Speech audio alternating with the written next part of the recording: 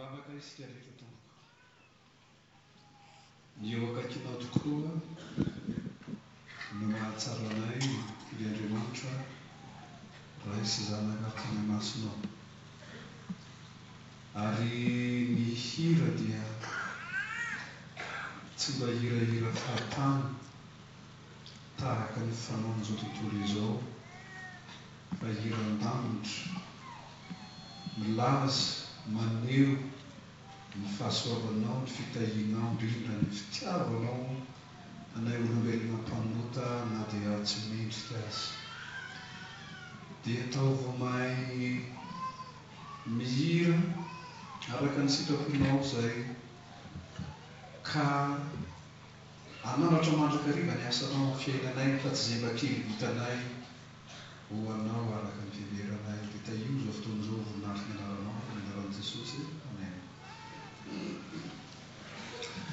Faly miarabantsika rehetra amin'ny anaran'i Jesosy amin'ity folakandro ny atalata ity indray, izay atongavantsika marobe hideran'Andriamanitra, hivavaka amin'Andriamanitra, hiaino ny tenin'Andriamanitra.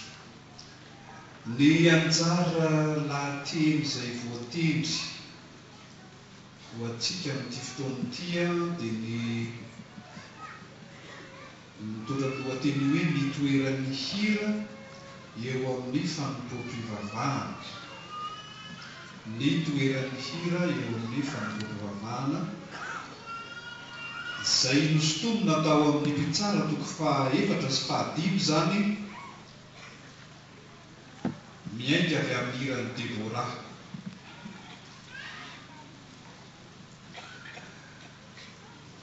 Ny mahalateny lahateny moa dia alahatra ilay teny.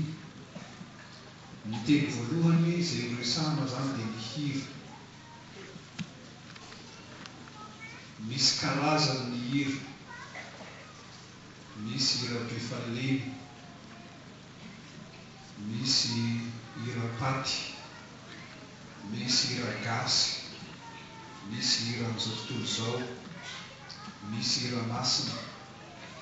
Fa ny hira izay horesahana eto tsy izany hira rehetrarehetra izany, fa ny hira izay fanao ao amin'ny fanompoam-pivavahana, izay no resahana eto.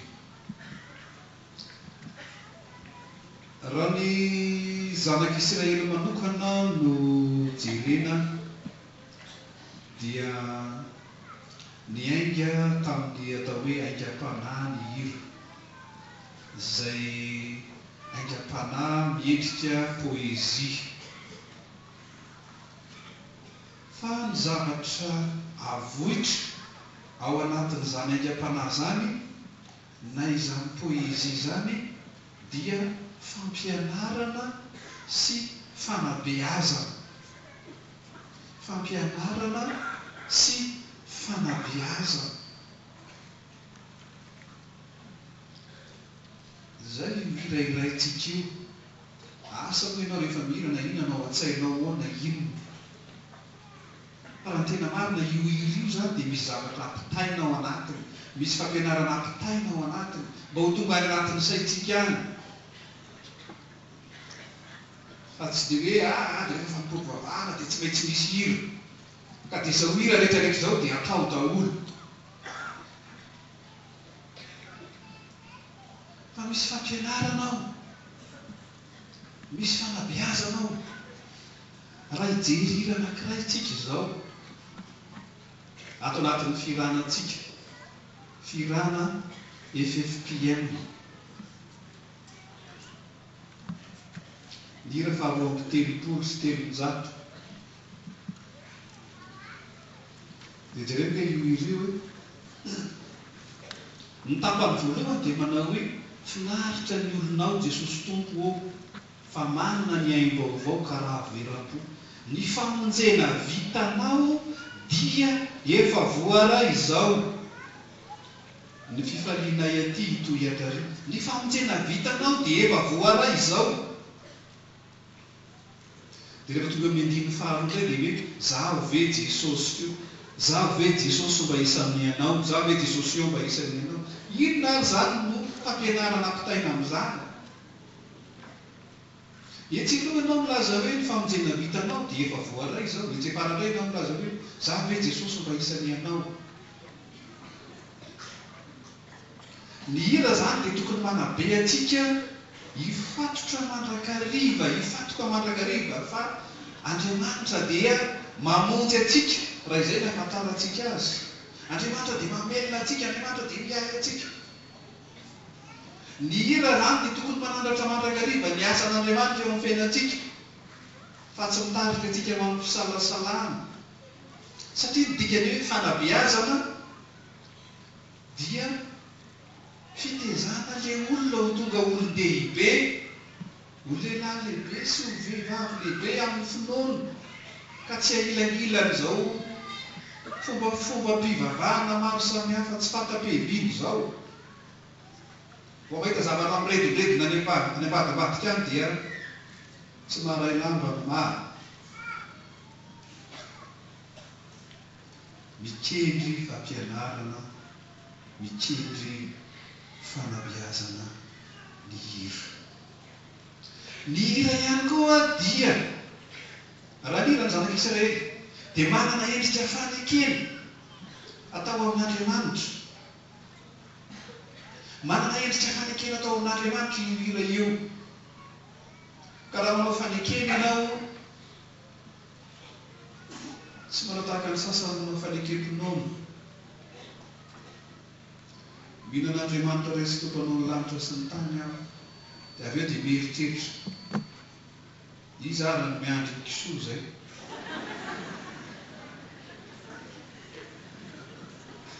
Misy tantara tahaka an'izany.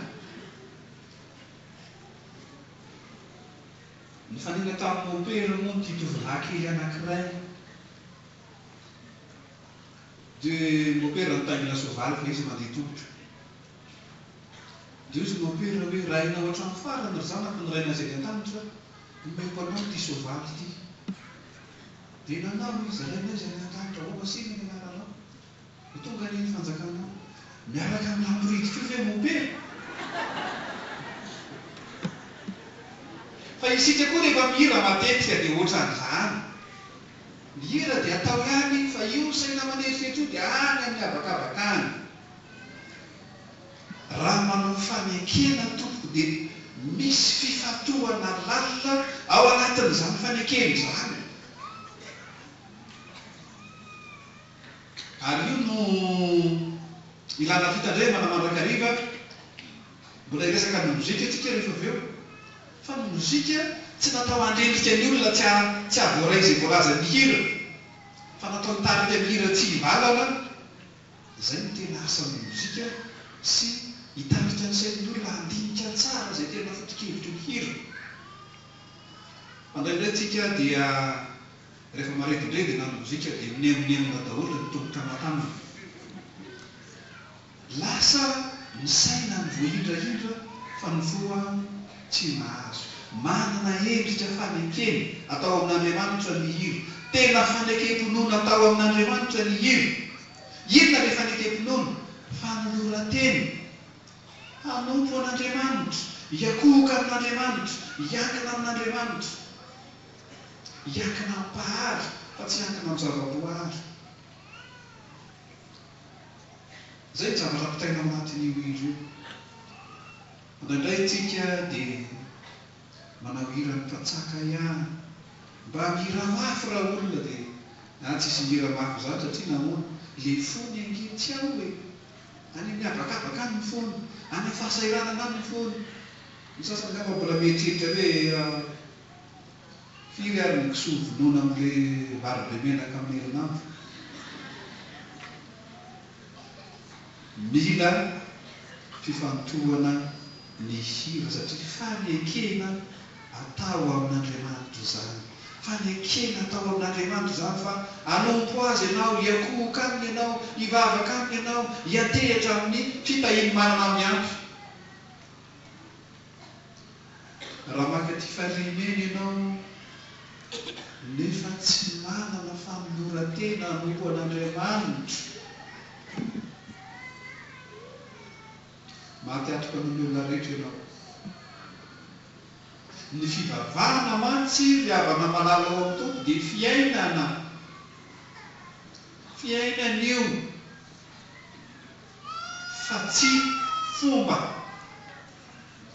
Fiainana ny fivavahana fa tsy fomba. Inona natao hoe fomba? Izao ny fomba raha tsy fantatsika. Ohatra rehefa hamangy fahoriana. Raha hamangy fahoriana ianao, miala avy any tokantranonao any, mandrapatonga eo am-baravarana ny toerana misy ny tontolo manjo, dia mbola afaka mimene, miakakaka, falifaly. Rehefa miditra ny varavaran'ny trano misy ny fahoriana amin'izay dia endry be daholo, manao jiratrika daholo. Izany no atao hoe fomba zany. Fa ny fivavahana tsy fomba fa fiainana. Ka ny fiainanao ray manontolo ny fivavahana, ny fiainanao manontolo manompo an'Andriamanitra, ny fiainanao manontolo no miakohoka amin'Andriamanitra. Fa tsy hoe rehefa tonga ty farimena dia mba raha azo atao dia mandrotsaka ranomaso mihitsy aza atao.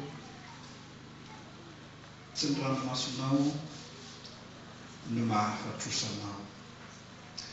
Raha ny testamenta taloha ny jerena dia ny salamo indrindra no anisan'ny firanatra-nainy teo amin'ny Israely. Salamo. Hira daholo ny salamo rehetrarehetra io. Izay ny tianaovana ny salamo hoe salamo toko-fata, satria ny salamo dia hira. Ka tenenina hoe salamo fahazato, fa tsy hoe salamo toko-fahazato, satria tsika raha manonona ny hira, tsy hoe ataontsika ny hira toko faharoa amby telopolo sy telonjato. Fa ny hira dia hoe salamo na hira laharana faha. Fa ankoatrin'ny bokin'ny salamo dia maro ny mpamorokira. Hiram-pivavahana teo amin'ny Israely. Anisan'ny voalohany amin'ireny ny Mosesy. Inona ny zavatra navotra ny Mosesy tamin'ny hirany? Ity koa dia afatra ho an'ny mpamorokira. Ny zavatra navotra ny Mosesy tamin'ny hira izay noforonina, ny fiantsoan'Andriamanitra azy avy any an'efitra hanapaka ny Israely tany Egipta. Ny adiny tamin'ny Farao ary nanomezan'Andriamanitra azy fandresena ka nanafaka ny vahoakan'Andriamanitra hiala tany Egipta. Ny fitantaran'Andriamanitra ny Israely namakivaky ny efitra, namakivaky ny ranomasina mena, ny fanomezan'Andriamanitra ny mana tany an'efitra, ny rano sotroina tany an'efitra, ny fahasalamana tany an'efitra. Izany no navotra ny Mosesy tao anatin'ny hirany. Izany hoe ny asan'Andriamanitra zato isan-jato no avotra ao anatin'ny hira. Matetika ny mpamorokira maro dia somary rehefa hoe amorokira dia miankainkazo kely mba ho tonga tsara ny inspiration mono. Tsy zany ny mpamorokira, fa raha asan'Andriamanitra no avoaka ao anatin'ny hira, tsy miankazo ny fanafodiny ny mivavaka. Mila mivavaka ianao mifaray amin'ilay nanao ny asa teo amin'ny fiainanao, na teo amin'ny fiainan'ny ankohonanao, na teo amin'ny fiainan'ny fianonanao, na teo amin'ny fiainan'ny firenenao. Ino no avoakanao ao anatin'ny tonokiranao. Zay ilay izy. Fa io tsy dia misy teolojia lalina be hoe izao ny teolojia ny hira. Ny teolojia ny hira dia roa ihany: ny fanomezana toerana ny asan'Andriamanitra araka ny fahitanao azy, sy ny fanoloran-tenanao manoloana an'izany fahasoavana ataon'Andriamanitra aminao zany. Ary izay indrindra no lazain'ny mpamorokira faharoa dia Debora zany, izay hitantsika amin'ny tsara toko fahadimy. Inona no nahatonga ny Debora nanao an'ilay hira? Debora zany vehivavy. Izy no any mpaminany vehivavy,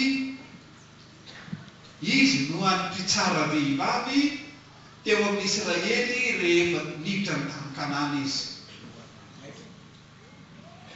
Sady mpitsara izy no mpaminany. Inona ny dikany hoe mpaminany? Ny mpaminany dia tsy ny milaza ny zavatra raha-pitso ihany na ny mahita ny amin'ny ho avy, fa ny tena mpaminany dia ny milaza ny sitrapon'Andriamanitra ankehitriny. Inona ny sitrapon'Andriamanitra ankehitriny? Ho an'ny ankohonanao, ho an'ny fiangonanao, ho an'ny firetan-drazana aminao, ho an'ny firenenao. Inona ny sitrapon'Andriamanitra? Zay ny tena asan'ny mpaminany zay. Ka izay nataony Debora dia nampivoatra an'izany. Satria Israely moa dia Israely maditra. Manota, mitomany, mibebaka, tonga ny famonjena, miadana, dia miverina manota iray. Ka nisy jeneraly atao hoe Baraka teo amin'ny Israely tamin'izany fotoana izany. Izay nisalasala ny amin'ny adiny amin'ny Kananita izay tokotany. Ny tany moa an'Andriamanitra. Ny Kananita mieritreritra hoe anazy ny tany satria izy nefa mipetraka teo elabe. Fa Andriamanitra miteny hoe any Jehova ny tany, ka omeny izay tiany omeny azy. Ka na dia avy any Egypta ny Israely, nomeny ny Israely ny tany Kanana. Fa ny Kananita tsy nanaitra hoe izay tompony tany, fa tsy nareo dia hoe raikitra ny ady izany. Dia natao ohatrany ihany dia jeneraly Baraka. Dia i Debora nampahery an'ity jeneraly ity hoe Andriamanitra efa niteny tamintsika hoe izaho hiady ho anareo fa ianareo kosa angino. Fanomeza tokongeza be zany, faminaniana matanjaka zany. Ary efa voalaza ny tenin'Andriamanitra miloha araka nanoratany Mosesy azy. Inona ny zavatra nitranga? Rehefa nampahereziny Debora ity jeneraly Baraka ity dia raikitra tokoa ny ady. Ny Kananita sady manana soavaly no manana kalesy, izay kalesy vy zany. Rehefa tena horafitra ny ady dia izao ny zavatra nahavariana, avy ny orana. Rehefa tena avy be ny orana dia nandrevo ny tany. Rehefa nandrevo ny tany dia tsy afaka nandeha ny kalesy. Tsy afaka nandeha ny kalesy n'reto Kananita reto. Ny Kananita tsy zatra mandeha amin'ny tany. Ny Kananita tsy zatra mandeha tongotra, zatra mitaingina kalesy.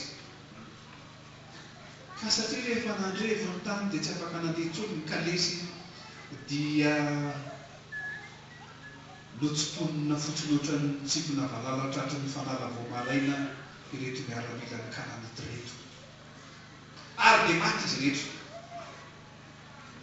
I Sisera izay mpitarika an'ireto miaramila ny Kananita reto no mba afaka nandositra.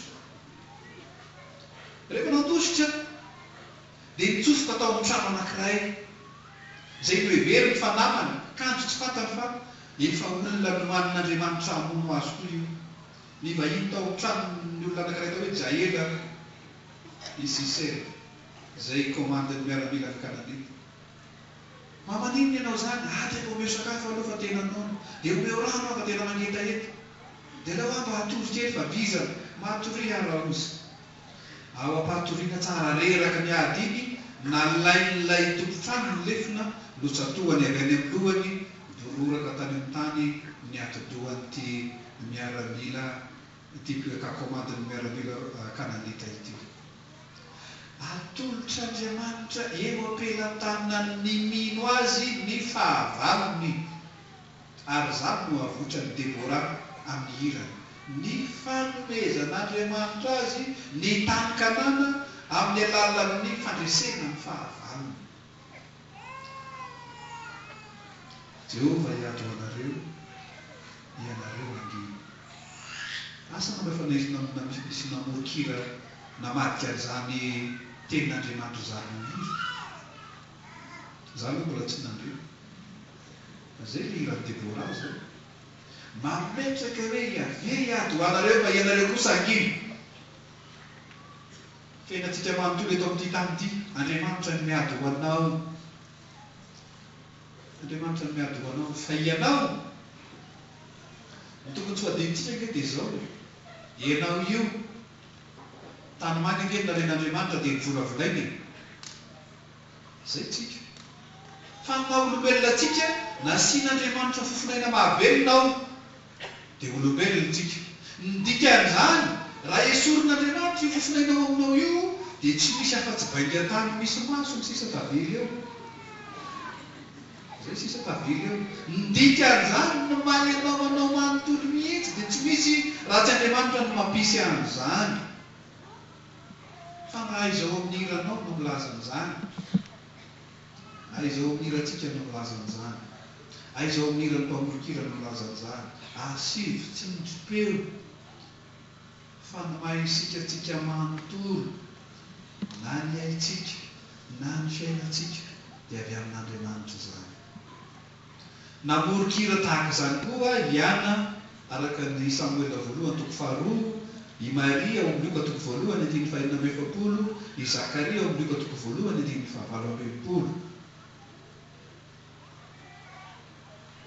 Io ny hira io. Ny hira-pivavahana dia mametraka manisy tsinjopeo matanjaka manompiana antsika manontolo eto ambonin'ny tany. Dia izao Andriamanitra no miantoko azy. Izay ny hira-pivavahana. Izay ny hira-pivavahana.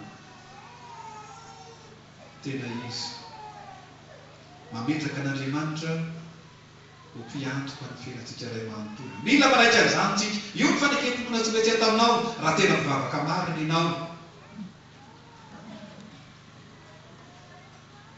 Raha ilaza ianao hoe hiezaka izahay Jesosy dia atao fiarozy izy fa dia anao croisé libral.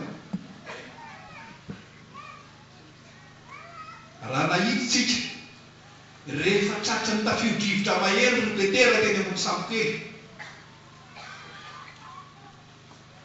dia nampiasa ny fahaizany izy tsy mila Jesosy. Jesosy amin'izay aiza? Ao anaty samokely Jesosy. Fa Petera tsy mila Jesosy. Nahoana?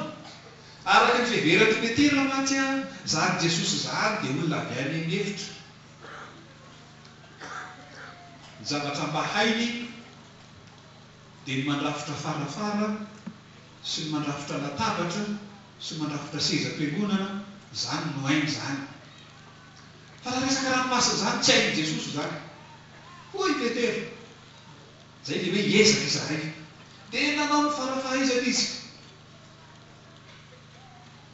Fa avitra ve ny samokely? Vao mainka niletika arakaraka ny ezahana mafy, vao mainka ny amafy ihany ary. Fara miantso ao Jesosy ihany hoe tompo avy fa maty izahay.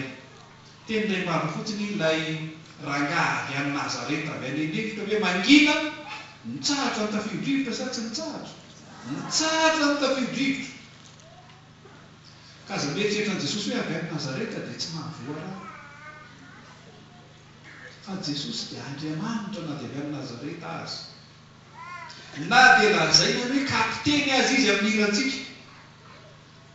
Fa ny amiraly miakohoka eo anatrehana. Izay io Jesosy tsika io. Satria nahoana? Andriamanitra izy.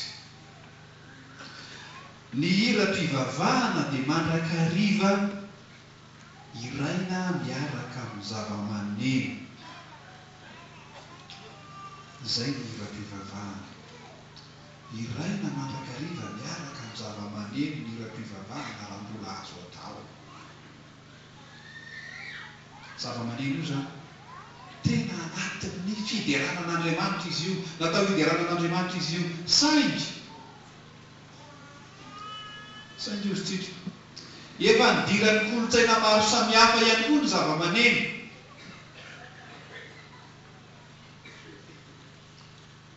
Noho izany dia endrika zava-maneno maneho fideranan'Andriamanitra, mitarika ny olona hideran'Andriamanitra. Zay ny zava-maneno.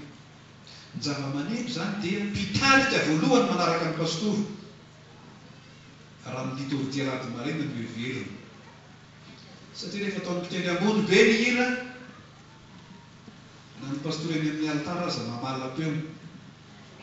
Satria tsy takany ny feon'ny zava-maneno ataon'ny mpitendry. Ka ny mpitendry io zany tena mila olona mivavaka, mila olona tena miomana, mila olona tena miara-miomana amin'ny tokony misy fifanana manokana mihitsy ho an'ny mpitendry. Fa matetika ny mpitendry dia rehefa vory ny vahoaka dia mba samy hitendry daholo izay manan-tanana. Dia izy hitan'ny olona hoe izy eo mahafinaritra azy fa tsy hoe mety fitendrena atao. Mila olona voahomana tsara ny fitendrena zava-maneno amin'ny fanimpom-pivavahana. Izany hoe ny fanimpom-pivavahana tsy fianarana mitendry, satria tsy fianarana mitendry natao ao fa fideranan'Andriamanitra mpitarika hatramin'ny kileny irairaina dia tokony ho fantatra hoe zao ny ataony amin'io. Fa rehefa tsy koa ny mpitendry dia sahirana ihany ny mpihira.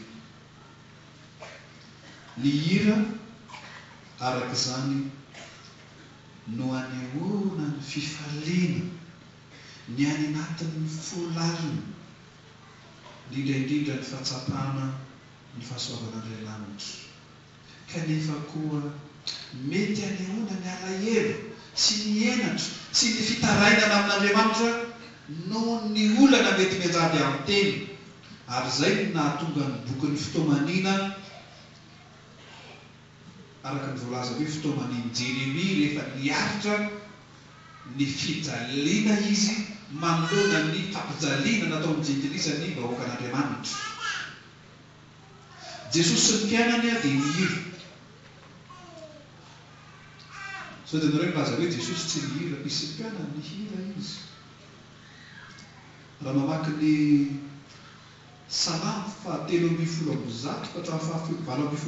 isika, ireo no hira fanao rehefa pasaka ny andro. Dia ilay hira antsoina amin'ny fitentsika hoe Alleluia. Ny dikany hoe Alleluia dia ny hoe derao Yahvé. Zay ny dikany hoe Alleluia. Inona no antony hiderana azy? Dia voalaza tika ty aloha, noho ny fahasoavany sy ny fitahiny amin'ny fiainantsika rehetra dia mila midera azy tsika. Fandraindray tsika mahay mangataka fa tsy mahay misaotra. Indray tsika mahay mangataka fa tsy mahay misaotra. Ary dia ireo mifantony na ny raina izay ny an-danitra na ny didy folo. Ny raina izay ny an-danitra ny ataka teny voalohany dia momba n'Andriamanitra avokoa. Ho amasinina ny anaranao.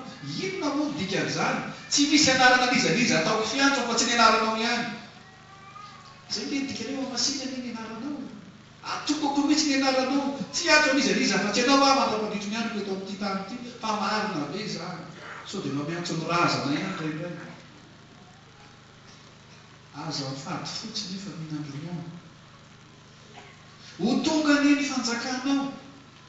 Ny dikan'izany dia hoe ianao no mpanjaka. Jesosy tokoa ve mpanjakanao? Iza ny tena manjaka ao amin'ny fonao? Iza ny tena manjaka ao amin'ny sainao? Iza ny tena manjaka eo amin'ny fiainanao? Ety an-tany tahaka ny any an-danitra. Izany hoe tahaka ny fahatanterahany sitrapon'Andriamanitra any an-danitra no hatanterahany sitrapon'Andriamanitra eto ao amin'ny fiainana. Ataontsika isan'andro isan'andro io vavaka io, fa marina be izany. Manontany tena mantakariva ianao isaka manao an'ity mivavaka io, marina be izany zavarateneninao izany. Sa tahaka an'ilay manao hira ny mpatsaka lazaiko teo ihany. Dia hira mpalefa ihany fa misaina sy ny mieritreritra ditsiao. Fa dia hira ka hira, vavaka ka vavaka. Tahaka izany koa ny didy folo. Aza manan'Andriamanitra hafa fa izao ihany. Aza manonona fa ianaran'i Jehovah Andriamanitra ao. Mahatsiarovany amin'ny sabata.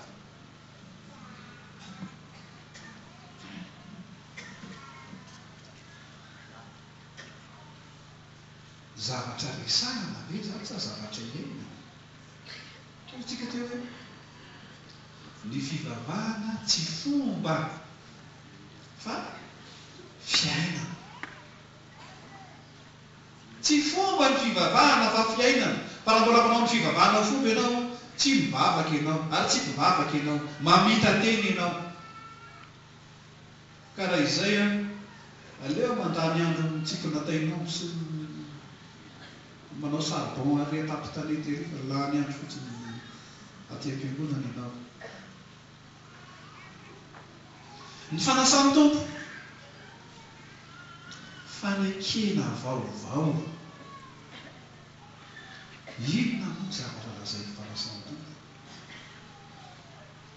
voavela ny elokao. Zay ny fanasany tokoa. Voavela ny elokao. Ny zavatra amony indrindra eto ambony tany ho an'ny kristianina dia io famelan-keloka io. Fa raha mivavaka ianao fa tsy nahazo famelan-keloka, maty antom-panoa ny olona rehetra ianao. Io famelan-keloka io ny fanalahidin'ny lanitra. Ka ny olona tsy voavela eloka tsy hitafiditra ny lanitra naovinanao vino. Hoy ny soratra masina hoe sambatra ny olona izay voavela ny elo tsy voasarona ny fahotany. Satria ny fahotantsika no hevitra mampisaraka antsika amin'Andriamanitra. Ka rehefa voavela ny elokao, dia izay ianao no atao hoe ao amin'ny Kristy. Izay ianao no atao hoe miombona amin'Andriamanitra. Iza ny fahafantarany Israely amin'izany Andriamanitra zany?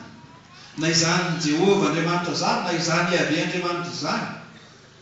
Ny nahafantarany Israely amin'izany dia Andriamanitra mpamorona. Izay ny nahafantarany Israely zany Jehova Andriamanitra zany, Andriamanitra mpamorona.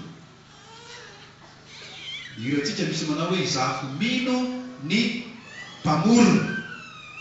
Mpamorona avy amin'ny tsy misy. Mpamorona avy amin'ny tsy misy.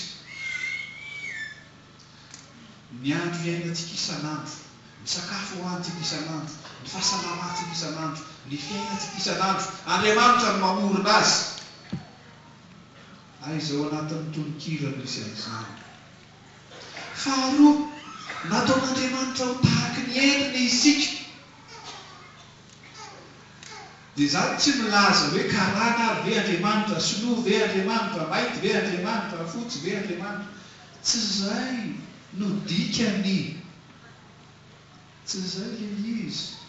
Tsy Andriamanitra no mitovy amintsika, fa isika no mitovy amin'Andriamanitra. Tsy Andriamanitra no mitovy amintsika, fa isika no mitovy amin'Andriamanitra. Nahoana? Voalohany, nomeny ny aina avy amintsika. Zay ny fito. Zay ilay endrika Andriamanitra ao aminao zay. Io ianao miaina io ilay endrika Andriamanitra ao aminao io. Satria ain'Andriamanitra ny ao. Faharoa, ny fahefana nomen'Andriamanitra anao hanjaka amin'ny zava-boary. Aina nomen'Andriamanitra anao zany. Tokony anaovanao fisaorana an'Andriamanitra zany. Faharoa, nahafantarany Israely an'Andriamanitra mpamonjy izy. Nanafaka ny Israely tany Egypte izy araka ny fandraisantsika teo. Nanafaka ny Israely avy amin'ny Babilôna izy. Nanome ny Israely ny tany Kanana izy. Miahy ny fiainantsika manontolo eto amin'ity tany ity izy. Zany fahasoavan'Andriamanitra sy fitahiany zany no ilaina avotra, asandratra ao anatin'ny hira. Ny hira-pivavahana zany. Inona ary ny atao hoe fanompoam-pivavahana? Raha izay mikasika ny hira. Inona ray ny fanompoam-pivavahana? Ny teny hoe fanompoam-pivavahana izay nataon'ny frantsay hoe culte, dia nalaina avy amin'ny teny latinina hoe cultus, fa ny heviny dia ny hoe miankohoka. Miankohoka, adoreza. Zay ny dikany hoe fanompoam-pivavahana, miankohoka amin'Andriamanitra. Zany hoe manaiky an'Andriamanitra ho ambony, mametraka an'Andriamanitra ho tompo sy mpamonjy sy mpiantoka ny fiainanao iray manontolo, mametraka an'Andriamanitra ny fiandrianana feno. Zay ny atao hoe fanompoam-pivavahana. Fa tsy fialam-boly akory hoe reraky ny tsy miasa mandriky-herinandro dia atao mba ho any am-piangonana mba hivavaka. Tsia. Tena fiankohofana zato isan-jato ny fanompoam-pivavahana. Misy fomba sy fankalazana sy rety samihafa ao anatin'ny fanompoam-pivavahana, fa rehetrrehetrreny dia natao hanomezana voninahitra an'Andriamanitra. Ka satria fanompona an'Andriamanitra ny fanompoam-pivavahana, dia ny fanatitra no ivon'ny fanompoam-pivavahana natao amin'ny testamenta taloha. Io no ivon'ny fanompoam-pivavahana, zany hoe ny mpino rehetra dia mitondra zavatra atolotra ao an'Andriamanitra. ary tao testament aloha dia nifaritana ny voaloham-bokatra, ny voalohan-teraka, ny fahafolo-karena. Inona ny tiana holazaina amin'izany? Ny tiana holazaina amin'izany anke ny tsara indrindra no omena an'Andriamanitra. Zay ny dikany. Ny dikany hoe voaloham-bokatra, dikany hoe voalohan-teraka. Ny tsara indrindra no omena an'Andriamanitra. Atsika Luterana aloha amin'ny lafiny iny dia mbola somary mirerarera ihany. Mbola mirerarera ihany. Nahoana? Ny tsara indrindra zany ane. Raha mijery eo am-paosinao ao anao, n'inona ny tsara, ohatrina ny tsara indrindra ao? Ray alina, fa ohatrina ny ataontsika rakitra. Hitatsika amin'izany. Fa ny lazain'Andriamanitra dia zao, ny tsara indrindra, ny voalohan-bokatra, ny voalohan-teraka, ny tsara indrindra. Dia hoe tia pastora anankiray rehefa nampianatra mikasika ny rakitra izy tamin'ny fotoana aminy. Itsika ane ozy izy batana ambony dia ambony le taty rakitra hoe ry tompony arena moa ino ny ariarinao.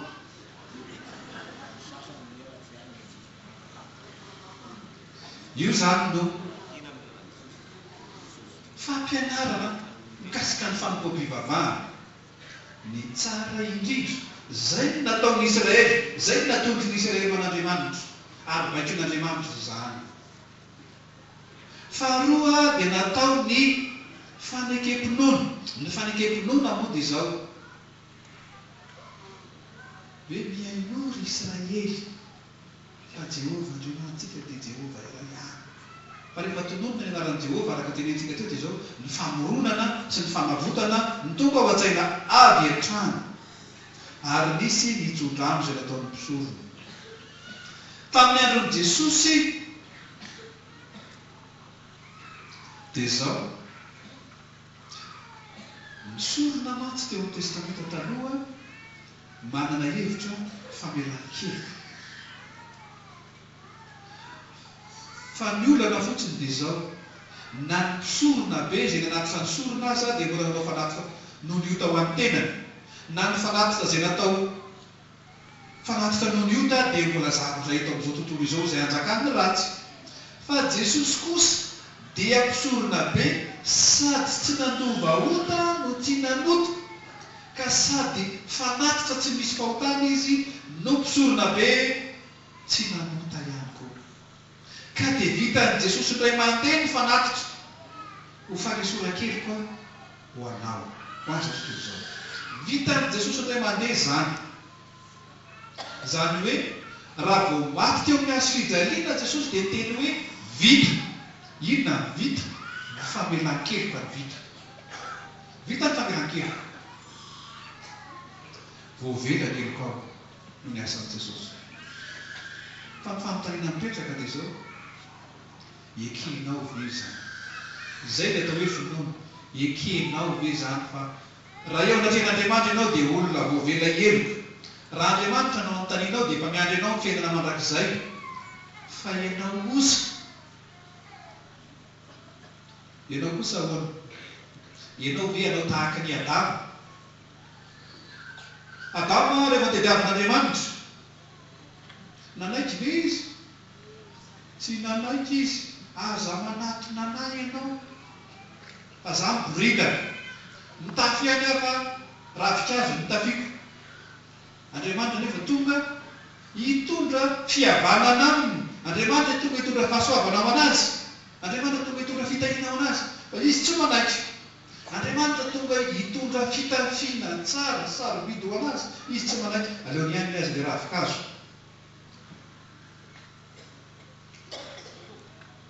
Maro tsy te mianatra izany. Tsy te handray ny famonjena nataon'i Jesosy. Fa dia hoe aloha ny fiainana ihany, fiainana ihany. Dia marina fa ozy izy ilay mpanakanto anankiray izay hoe ny fasako ihany fa ny foko dia fasako koa. Ny fivavahako ihany fa ny hevitro mba fivavahako koa, ny tenako mba Andriamanitra koa. Zay tsika.